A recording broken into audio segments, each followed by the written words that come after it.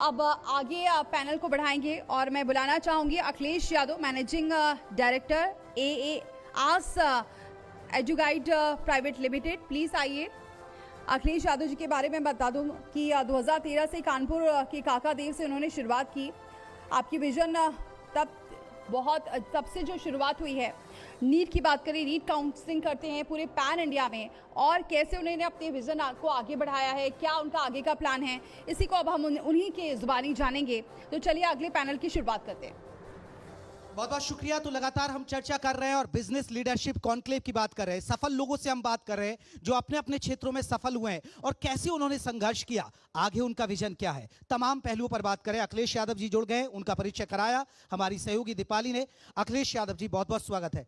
जब Google search करते हैं अखिलेश यादव में ज्यादा सर्च होता होगा यूपी में, आपका फोटो तो नहीं आ जाता है? कई बार पहले आता है। पहले आता है। आपका भी कभी कभार आया है? कभी कभी आ रहा है। अभी हम उस पर भी प्रयास कर रहे हैं कि ऊपर आ जाए, कि जब अखिलेश यादव सर्च करें, क्योंकि ज्यादातर देखिए दो ही लोग यूपी में सर्च किए जाते हैं गूगल में, योगी आदित्यनाथ और फिर उसके बाद अखिलेश यादव। तो ऐसा कुछ करिए कि अखिलेश यादव आए तो आप भी नजर आ जाए। एजुकेशन में देखेंगे तो जरूर आते हैं। चलिए सर, जैसे आप एक एजुकेशन के क्षेत्र में काम कर रहे हैं, पहला सवाल आपका, आप जिस संस्था को आप चलाते हैं, आपका विजन क्या है उसको लेकर, और आपकी जो जर्नी रही है यहाँ तक की, वो कैसे रही? अगर एक शब्दों में कहें तो देश के आखिरी छोर पे जो बच्चा बैठा है, क्योंकि अभी तो जियो आने के बाद और एआई आने के बाद काफ़ी चीज़ें आगे बढ़ रही हैं और लोग अपडेट हो रहे हैं, लेकिन आज भी ऐसे गांव के ऐसे बच्चे हैं जिनको सही गाइडेंस और इन्फॉर्मेशन नहीं मिल रहा है, जो कि पढ़ने में वो अच्छे हैं, उनके अंदर हुनर है, बहुत सारी चीज़ें टैलेंट भरी हैं अभी, लेकिन उनको एक प्लेटफॉर्म नहीं मिल पा रहा है जिसको मैं आगे बढ़ाना चाहता हूँ और उन तक पहुँचना चाहता हूँ। लेकिन शुरुआत कैसे हुई? ये क्या एजुकेशन लाइन में थे? परिवार बैकग्राउंड क्या रहा, या खुद आपने ये अंपायर खड़ा किया? आज जो एजुकेशन का इतना बड़ा आपने अंपायर खड़ा कर दिया है। इसके पीछे कहानी बहुत थोड़ी डीप नहीं जाएंगे, लेकिन शॉर्ट में हम आपको बताएं तो कभी कभी मुझे लगता है कि आप अगर ठोकर खाते हो तो ज़्यादा सही से समझ में आता है और सीखते हो। तो बाय डिफ़ॉल्ट मैं इंजीनियर मानता हूँ अपने आप को। एक बार आपके चैनल पे और भी मैंने इंटरव्यू पे जब बोला था ये बात, कई मेरे मित्र बोले बनाने पुल थे लेकिन बना दिया आपने कॉलेज है। जी हाँ।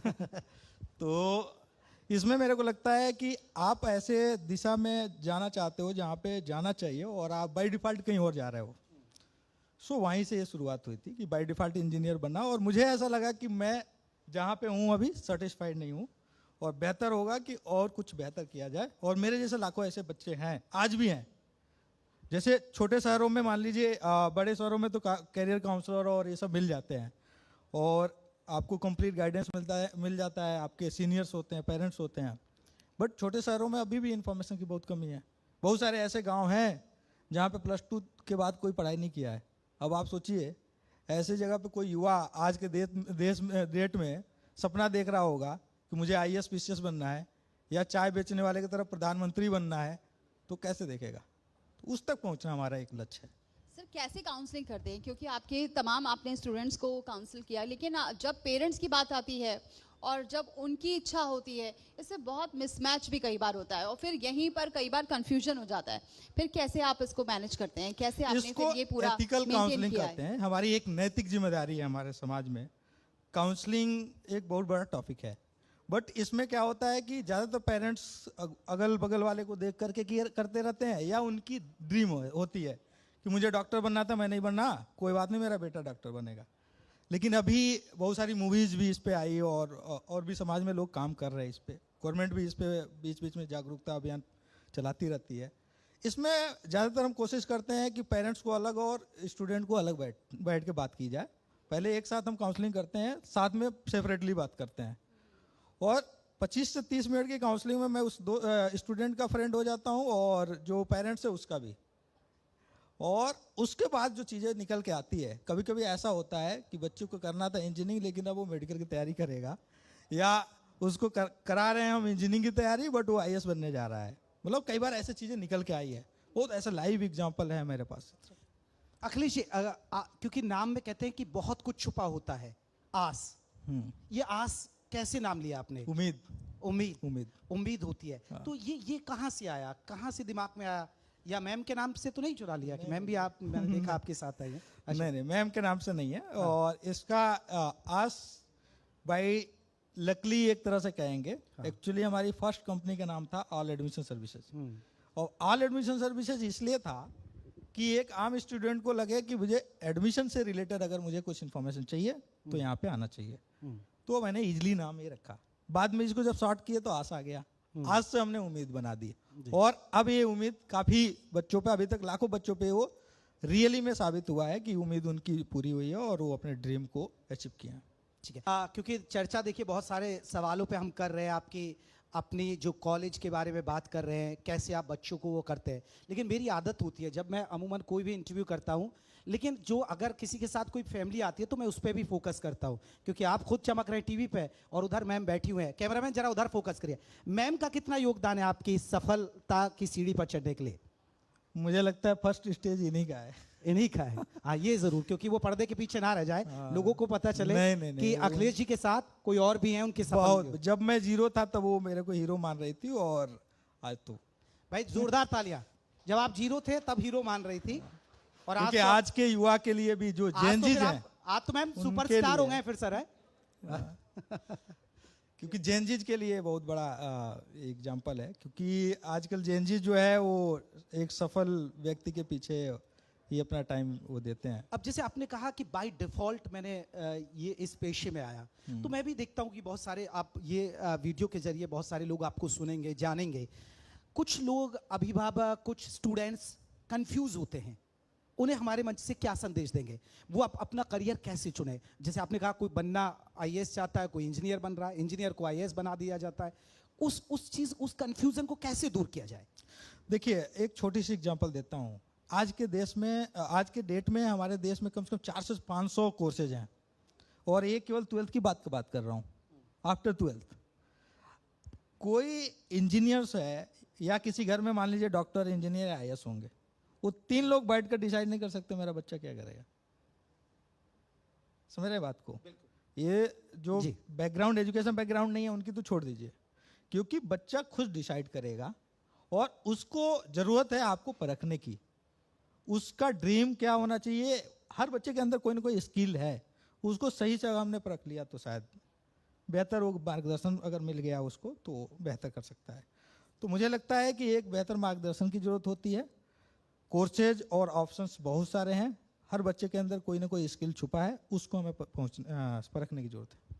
लेकिन आजकल जो हर जगह हमें इंफॉर्मेशन अवेलेबल है, कहीं से भी हम ढूंढ लें इंफॉर्मेशन मिल जाएगी। ऐसे में जो अगर जो प्राइमरी काउंसलिंग हो या फिर एंड टू एंड जो काउंसलिंग हो, वो कितना फोकस रहता है उस पर? फिर देखिए, जब फर्स्ट स्टूडेंट हमसे मिलता है तो मुझे लगता है कि मैं पहले उसको समझने की कोशिश करता हूँ।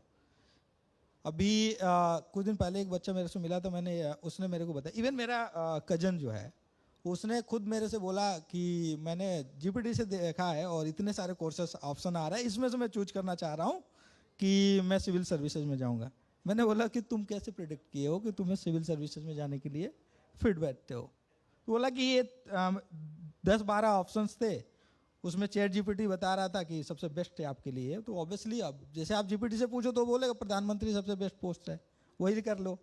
तो हमारा फोकस ये रहता है कि बच्चे को रुचि और इसका स्किल भी, एक्चुअली वो एक्टिविटी क्या करता है। जब हम पेरेंट्स से मिलते हैं तो पूछते हैं कि इसकी दिनचर्या क्या रहती है पूरी। हम कोशिश करते हैं कि वो एलकेजी से लेकर अभी तक 12th में अगर है तो पूरे 12-15 साल में उसने क्या किया है, और कोशिश करते हैं कि कंप्लीट इसकी जर्नी मुझे समझ में आए। उसके बाद मुझे लगता है कि उसको परखने में आसानी होती है। ये एजुकेशन में कुछ डिफरेंस देखने को मिला है आपको कोविड के बाद? अभी क्या ट्रेंड चल रहा है? क्योंकि एक वक्त था जब 2 ही 3 कोर्स होते थे, जैसा कि आपने भी जिक्र किया, मेडिकल हो गए, इंजीनियर हो गए, ज़्यादा एक वक्त था जब एमबीए का बहुत ज़्यादा क्रेज था। अब धीरे धीरे क्या कुछ चेंजेस देखने को मिल रहे हैं आपको? आपकी जॉब जाने वाली है अभी आने वाले टाइम में। अभी आप देखिए, न्यू एक फील्ड है, जस्ट जोकिंग, माफ करिएगा। नहीं, कोई बात नहीं, आप सही जा रहे हैं कि एआई का कि दौर आ गया एआई है। के साथ साथ में इतने सारे इन्फ्लुएंसर हैं, एक से एक बड़े बड़े इन्फ्लुएंसर आए। यूट्यूब पे एक प्लेटफॉर्म बच्चों को मिला, और 2020 के बाद पता चला लोगों को कि नहीं, डिजिटली भी और सोशल मीडिया पे आके भी अर्निंग किया जा सकता है। और आज के तो ईडी और सीबीआई के छापे पड़ रहे हैं, ये सब जो इन्फ्लुएंसर है उनके ऊपर इतनी सारी अर्निंग आ रही हैं, क्योंकि वो लोग टैक्स चोरी कर रहे हैं और ये सब बातें आ रही हैं।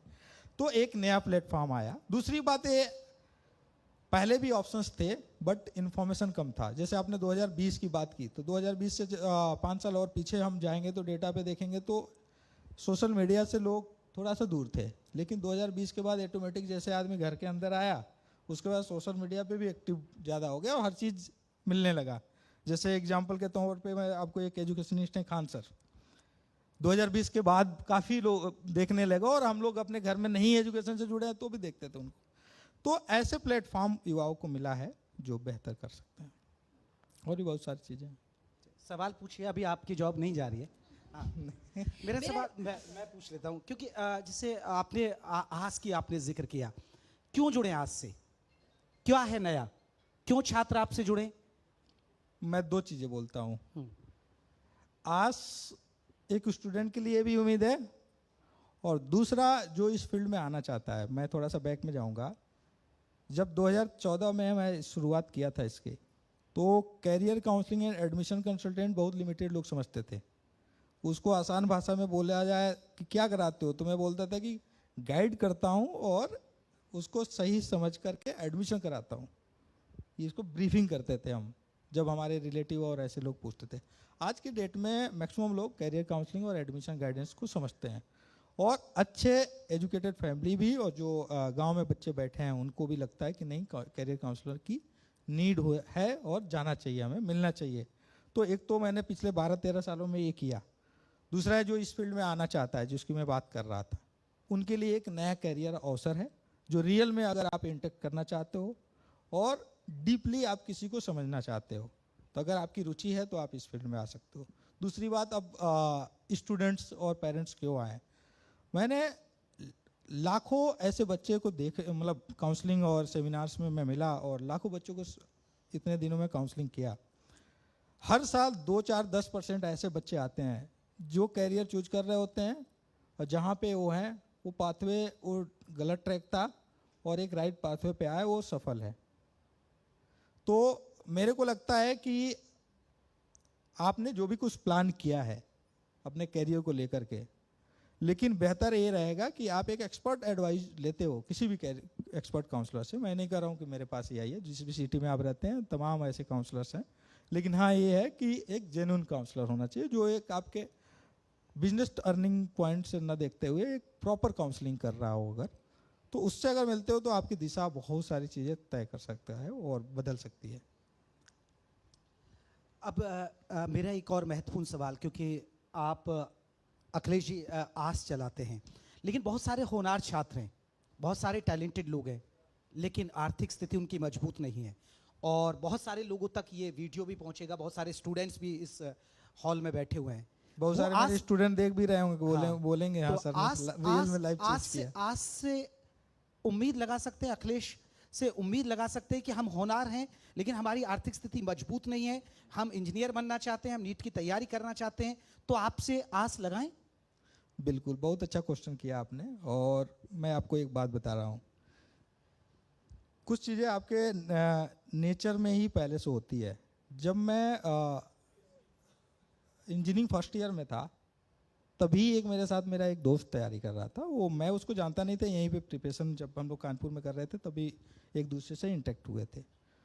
उसकी अब थोड़ा सा ऐसा है, बोलना नहीं चाहिए, लेकिन उसकी फाइनेंशियली स्थिति बहुत ऐसी थी, मतलब उतना ब्रीफ नहीं कर सकता मैं, लेकिन जब मैं उससे मिला तो वो वापस जा रहा था, क्योंकि उसके भाई कुछ ही दिन पहले एक्सपायर हुए थे। तो जो भी अर्निंग पॉइंट जहाँ से अर्निंग होता था वो वही एक थे जो घर को संभाल सकते थे। तो हमने बोला कि तुम घर क्यों जा रहे हो, तो उसने मेरे को बताया मैं अपनी पॉकेट मनी सेव करके मैंने उसको अपनी उसकी मदद की और उसकी फीस पे करी। और तब से ये हमारी स्टार्टिंग तब तो, क्योंकि पापा का पैसा लेकर के मैंने उसको दिया था। आज जब 2013 में जब 13-14 में जब स्टार्टिंग किया हमने, हर साल तभी से जितनी भी मेरी स्थिति रही उस हिसाब से हर साल बच्चों को मदद किया हूँ। और आज 10 से 15 साल बदल चुका है, 10 से 15 साल में बहुत सारी चीज़ें चेंज हो चुकी हैं। एवरी ईयर मैं अब उस डेटा पे आता हूँ आपको। लास्ट 2024 में कम से कम 15 से 20 ऐसे छात्र थे जिनकी फी जो होती थी 1 से 2 लाख पर एनम थी, जो मैं स्पॉन्सर किया हूँ, मेरी कंपनी देती है उस पर। चलिए बहुत जोरदार तालियां बजाइए। देखिए अखिलेश जी एक अच्छा काम कर रहे हैं जो बच्चे होनहार हैं, पढ़ते हैं, योग्य हैं और पैसा नहीं है, वो उनकी मदद करें। ये होना भी चाहिए, क्योंकि एक मैसेज जाता है, क्योंकि आप कोई कॉलेज चला रहे हैं या अस्पताल चला रहे हैं तो उसमें ये होता है कि भैया सिर्फ कमाने के लिए बैठे हैं। तो अखिलेश सोचते हैं कि नहीं, कमाना भी है तो, लेकिन इतना भी है कि हम लोगों की मदद कर सकें। देखिए तमाम, अब एक तो ये इसमें एक और चीज़ ऐड कर देता हूँ मैं, तमाम ऐसी गवर्नमेंट की योजनाएं हैं जिसको अगर सही इन्फॉर्मेशन है तो आप किसी की मदद की जरूरत ही नहीं है। बिल्कुल। तो अभी स्कॉलरशिप मिलता है, एजुकेशन लोन के नाम पे, मतलब आप इजीली एजुकेशन लोन ले सकते हो 7 लाख तक विदाउट कोलेटरल, जिसके पास कुछ नहीं है, रेहड़ी पटरी वाला अगर कोई है, उसका भी बच्चा अगर पढ़ना चाहता है तो 7 लाख तक आप जाइए, आधार कार्ड पैन कार्ड लेके जाइए, आपको 7 लाख तक का लोन दे देती है गवर्नमेंट। वो भी आप रिपेमेंट आराम से कर सकते हो। तो लेकिन अभी ये है कि अप्रोच करने वाली चीज़ है, हम लोग उस पर भी मदद करते हैं बच्चों को। अखिलेश जी, मैं जानना चाहूँगी कि कोई ऐसी स्टोरी हो, जैसा आपने बताया कई स्टूडेंट्स की लाइफ आपने चेंज करी है, कोई शेयर करना चाहते हो जिससे कई और जो आपको देख रहे हो वो मोटिवेट हो, और जो अभी भी कंफ्यूजन में हो वो उनका माइंड थोड़ा क्लियर हो पाए। देखिए दो चीज़ें पर, अभी आपने लोन की बात की, इसकी आर्थिक स्थिति की बात की। लास्ट ईयर एक बच्चा मेरे पास आया, हमीरपुर साइड का था, वो काफ़ी वीक फैमिली से था, उसके पिताजी भी आए, तो हमारी टीम उनसे कनेक्ट करी होगी, यूट्यूब पे वीडियो देख करके वो जैसे भी कनेक्ट किए वो मेरे पास आया, मैंने उसकी काउंसलिंग की और अच्छी रैंक थी उसकी। रैंक बहुत ज़रूरी होता है सही प्रिडिक्ट करना, क्योंकि देखिए आप बहुत पूरे 1 साल मेहनत करते हो, बहुत सारे बच्चे नीट की तैयारी करते हैं जो 5 साल 6 साल तैयारी कर रहे होते हैं। ऐसे भी बच्चे मेरे को मिले। 2023 में एक बच्चा मिला मेरे को, 99 परसेंटाइल था उसका, और उसको कॉलेज नहीं मिला। वो खुद से काउंसलिंग कर रहा था, उसका कोई टीचर यहीं कानपुर के टीचर तैयारी काउंसलिंग भी कर रहे थे जी। बट उसको आईआईटी नहीं मिला। फिर अगेन नेक्स्ट ईयर में आया वो, और नेक्स्ट ईयर में वो अभी आईआईटी बॉम्बे में आया। एक तो ये हो गया। दूसरा मैं उस पर आता हूँ फंड से रिलेटेड। जो बच्चा मैं हमीरपुर की बात कर रहा हूँ वो जनरली काउंसलिंग के लिए आया। अब उसके बाद उसने बताया कि सर उसकी मतलब होता है ना, पेरेंट्स जैसे मेरे भी पिताजी का था कि ठीक है तुम पढ़ाई करो, बेस्ट जब तक करोगे तब तक मैं खेत भी बेचना पड़ेगा, पढ़ाई कर दूंगा। मैं एक मिडिल फैमिली से आता हूँ। सो मैक्सिमम पेरेंट्स की ड्रीम होती है ऐसा। उसने बोला कि सर मेरी एक भैंस थी, उसको मैंने बेच दिया है, खेत गिरवी रख के आया हूँ और कैसे भी करके मेरे बच्चों को पढ़ाना है और आप इसकी प्रॉपर काउंसलिंग कर दीजिए। जी। मैंने उसको बोला पहले जाओ, जो खेत तुम गिरवी रखे हो उसको वापस ले लो, भैंस जो तुम बेचे हो उसका जो भी पैसा अगर है बहुत अच्छी बात, तो उसको दूसरी भैंस खरीद लो। पहली बात तो ये बोला। फिर हम लोग अगर फंड की कमी है आपको तो पहली बात तो फंड हम कर देंगे, लेकिन उससे पहले हम ट्राई करेंगे कि आपका एजुकेशन लोन हो जाए। उसका मैं यहाँ के हमारे एक मित्र हैं, मेरे दोस्त ही हैं, बैंक यूनियन बैंक में मैनेजर है ज्ञानंद भैया, उनको मैंने बोला तो उन्होंने अपने सीनियर का नंबर दिया, उनके थ्रू मैं कनेक्ट किया हमीरपुर ब्रांच में बैंक को, और उसका एजुकेशन लोन हुआ।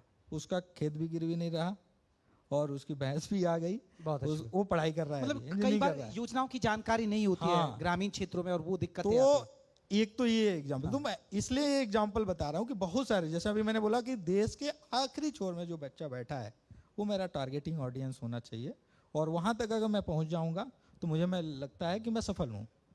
तो उन बच्चों को ये इन्फॉर्मेशन मैं इसलिए बताया कि उनको पढ़ने की ज़रूरत है, सही गाइडेंस की ज़रूरत है। मुझे लगता है अगर आपको राइट गाइडेंस और पाथवे मिल गया तो आप बेहतर जिंदगी में कुछ भी कर सकते हो जो आप अचीव करना चाहते हैं। आपसे कैसे जुड़ सकते हैं? जो बच्चे देख रहे हैं वो अगर जुड़ना चाहें तो क्या सिर्फ यहीं आना पड़ेगा या फिर कैसे? नहीं, हम लोग डिजिटली, अभी मैंने एक मेथ पार्ट करके बनाया है प्लेटफॉर्म हमारा। आज से जो गाइड जब डालेंगे तो आप ऑटोमेटिक वेबसाइट आ जाता है, और उस पर बहुत सारे ऑप्शंस हैं कि एआई प्रिडिक्टर भी है। जैसे हमने एआई के साथ भी अभी इम्प्लीमेंट किया कि अगर आप कुछ साइकोमेट्रिक टेस्टिंग चाहते हो तो हमने एआई के साथ जोड़ा है कि आपकी काउंसलिंग उस पर भी हो सकती है, जरूरी नहीं है कि आपको आने के लिए।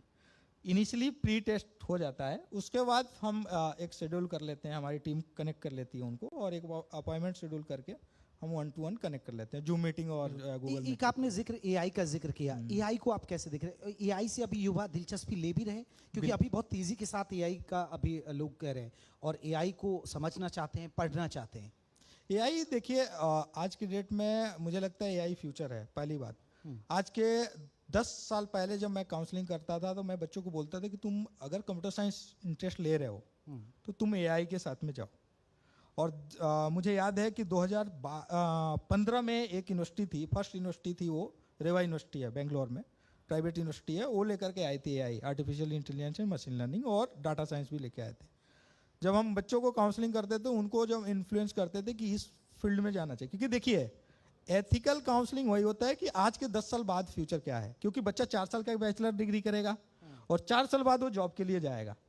तो 4 साल बाद उस जो आने वाला कल है, जो अगला 20, क्योंकि वो 40 साल कम से कम तो जॉब करेगा ना, तो 20 से 30 साल कम से कम उसके अच्छे स्कोप होने चाहिए।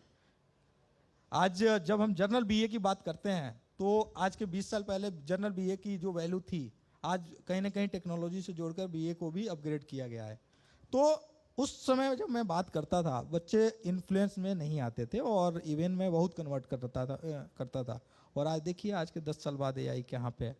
ऐसे बच्चे आते थे जो वीक होते थे, उनको मैं बोलता था कि ठीक है तुम AI ले लो, क्योंकि ब्रांचेज की भी बहुत बड़ा ये रहता है। आप नोएडा में रहते हो, आपको पता है दर्जनों ऐसे कॉलेज हैं जिसमें आज के 10 साल पहले डोनेशन चलते थे, 10 लाख 20 लाख देने के बाद भी एडमिशन नहीं होते थे। अभी तो थोड़ा चीजें चेंज हुआ है। सो उस समय मैं बच्चों को बोलता था कि ठीक है तुम्हारा एवरेज परसेंटेज है, तुम AI लो, बेस्ट है। और ऐसे बच्चे हैं जो उस समय मैंने उनको काउंसलिंग की और आज US UK में है, करोड़ों के पैकेज पे है, जो आज के 7 साल 10 साल पहले चले गए AI में। तो AI बहुत बड़ा फ्यूचर है। अब धीरे धीरे हम चर्चा के आखिरी पड़ाव की तरफ चल रहे हैं।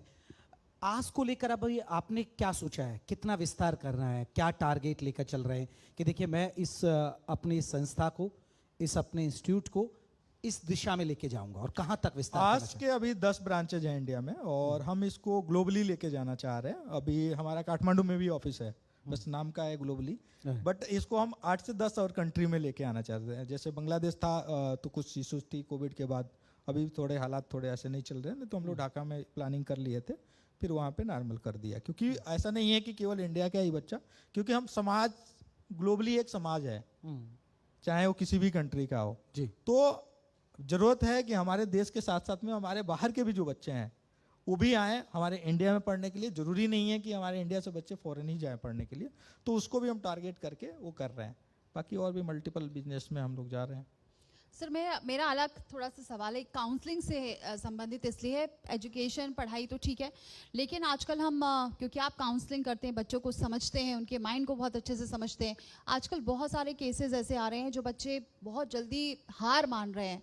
लगातार अभी हमने नोएडा में ही देखा, बड़ी बड़ी यूनिवर्सिटी में बच्चे पढ़ते हैं और वो इतनी जल्दी हार मान रहे हैं कि सुसाइड कर रहे हैं। अभी कल का मामला एक आया था, कानपुर में भी बहुत केस आ चुके हैं। कल एक मामला कई आ चुके हैं। अभी कल एक केस आया जिसमें बच्चा बाहर से आया, ग्रेटर नोएडा का मामला है, और क्योंकि पिताजी ने डांट लगा दी, बस उसने जाकर पंखे से लटक कर सुसाइड कर लिया।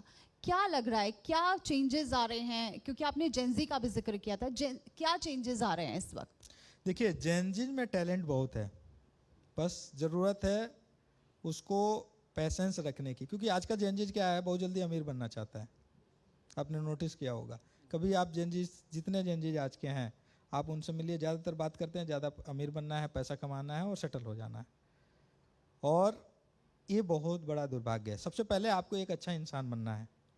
दूसरी बात यह है कि अब एकेडमिक और यूनिवर्सिटी की बात की जाए तो यूनिवर्सिटियों में फ्लेक्सिबिलिटी की जरूरत है। हालांकि गवर्नमेंट भी इस पर फोकस कर रही है, यूजीसी ने काफ़ी सारे नॉर्म्स बदले हैं, प्रेशर यूनिवर्सिटी भी और इवन IIT की जो आप बात कर रहे हो तो वो लोग भी इस पर कर रहे हैं। बट साथ साथ में जितने यूनिवर्सिटी कॉलेजेज हैं उनको ज़रूरत है एक कंप्लीटली साइकोमेट्रिक टेस्टिंग की, एक साइकोलॉजिस्ट रखें ताकि यूनिवर्सिटी कॉलेजों में टाइम पे उनकी काउंसलिंग हो सके। क्योंकि बच्चे जब इंटर कर रहे होते हैं या ग्रेजुएशन कर रहे होते हैं, उनके हायर एजुकेशन के लिए जाते हैं तो वो प्रिपेयर नहीं होते हैं पूरी तरह से। क्योंकि अभी क्या है, देखिए जैसे IIT की बात किया जाए तो IIT में सबसे बड़ा समस्या है कि बच्चा, मुझे लगता है कि 9th, बहुत सारे इसमें और भी लोग हैं यहाँ पे जिनके घर से बच्चे कंपटीशन की तैयारी कर रहे होंगे। तो एक जब कंपटीशन की तैयारी जब बच्चा कर रहा होता है तो उसमें प्रॉब्लम क्या होता है कि स्टूडेंट केवल तैयारी नहीं कर रहा होता है, पूरी फैमिली तैयारी कर रही होती है। उसके टाइम रूटीन और ये सारी चीज़ें, उसके ऊपर प्रेशर होता है, मम्मी के ऊपर अलग प्रेशर होता है, पापा के ऊपर अलग प्रेशर होता है, टीवी नहीं चलेगा तो ये नहीं होगा और ये सब चीज़ें। क्यों? क्योंकि कंपटीशन है। एक डेटा की बात करता हूँ मैं, आज की डेट में 1.25 लाख लगभग सीट है इंडिया में, अभी 1.28 हो गया है, अभी कुछ दिन पहले बढ़ा है सीट। पहले 1,18,000 था, इस पर 10,000 11,000 सीटें बढ़ी हैं। इसमें अच्छी बात एक और है कि हमारे प्रदेश में बहुत ज़्यादा सीटें हैं MBBS की। तो अभी ये डेटा की बात करें, 18 लाख बच्चे बैठते हैं इसमें, जहाँ पे 18 लाख बच्चे एग्जाम दे रहे हैं और 1,18,000 सीटें हैं, 1.25 लाख समथिंग। मतलब समझ रहे हैं आप सक्सेस रेशियो क्या है? 0.1%। तो कंपटीशन ज़्यादा है। अब बच्चे पूरा टाइम इसमें कंपटीशन में देते हैं और अपने आप को वो डेवलप नहीं कर पाते हैं। तो इसमें क्या ज़रूरत है कि आप एक प्रॉपर काउंसलिंग ले, और दूसरी बात, प्रेशर तो है बच्चों के पास, लेकिन ज़रूरत है उनको एक राइट पाथवे की, और साथ साथ में उनको अपने स्किल को समझने की। क्योंकि यूनिवर्सिटी कॉलेजों में प्रेशर होने की वजह से आज के डेट में सबसे ज़्यादा प्रॉब्लम है बच्चों को कि उनको प्रॉपर एक काउंसलिंग नहीं मिलती है, वो प्रेशर में आ जाते हैं।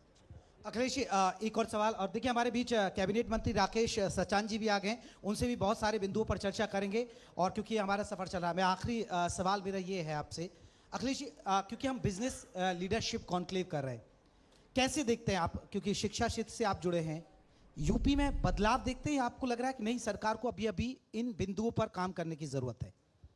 देखिए, सरकारें कोई भी हो और पक्ष विपक्ष अपनी बातें रखते हैं, लेकिन हर सरकार कुछ ना कुछ अपना बेहतर एक मापदंड लेकर के आती है और उस पर रोड मैप बना के काम करती है। पिछले 10 साल में भी इस सरकार जो है वो भी काफ़ी बेहतर की है, इसके पहले भी गवर्नमेंट ने किया है। अब चूंकि मैं एजुकेशन से जुड़ा हूँ, तो एजुकेशन के क्षेत्र में मैं देखता हूँ कि विपक्ष वाले देखेंगे तो कहेंगे कि तारीफ कर रहा है, बट नो डाउट अभी आज के डेट में हमारे प्रदेश में सबसे ज़्यादा मेडिकल की सीटें हैं, सबसे ज़्यादा इंजीनियरिंग सीटें हैं। तो ऐसा नहीं है कि गवर्नमेंट काम नहीं कर रही, काम करती हैं, और ज़रूरत है थोड़ा और इम्प्रूवमेंट करने की, और भी बेहतर हो सकता है। इस बात को, इस बयान को लोग ज़्यादा गौर से देखेंगे, क्योंकि आपके आगे एक तो अखिलेश लिखा हुआ है और आगे पीछे फिर यादव भी लिखा हुआ है। बहुत बहुत शुक्रिया। बट मैं नेता तो नहीं हूँ ना। बहुत बहुत शुक्रिया आपका, बहुत अच्छी इंटरेस्टिंग चर्चा रही, आपको शुभकामनाएं। बहुत बहुत शुक्रिया अखिलेश यादव जी, जो मैनेजिंग डायरेक्टर हैं आस एजुगाइड प्राइवेट लिमिटेड से, जो लगातार बच्चों की काउंसलिंग कर रहे हैं।